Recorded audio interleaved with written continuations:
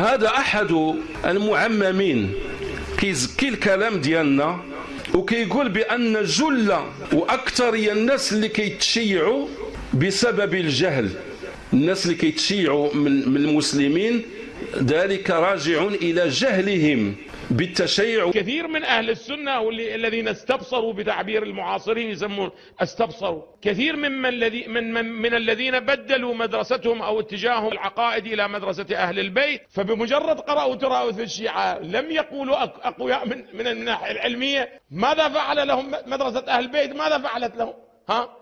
اصطادتهم مولانا مباشرة. لهذا الخطر ولهذا السرطان الذي إذا ما دخل قرية أو بلدة أو مكانا إلا أفسده، لا يبقي ولا يذر.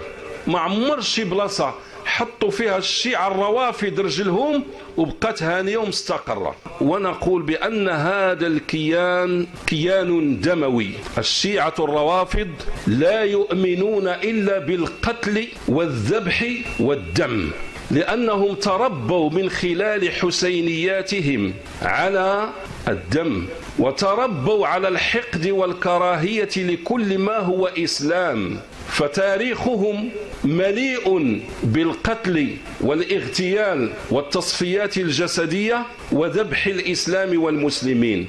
لم يسعد بهم الإسلام يوما، كما أنهم ما سعدوا وما عرفوا الإسلام يوما من أيامهم. وعن هذه الحقيقة يتكلم أحد المتخصصين في بيان أن الكيان الشيعي الرافضي الصفوي المجوسي كيان دموي مبني على العنف، مبني على الإرهاب والقتل والذبح، وسنعرض لكم إن شاء الله ما يؤكد ذلك.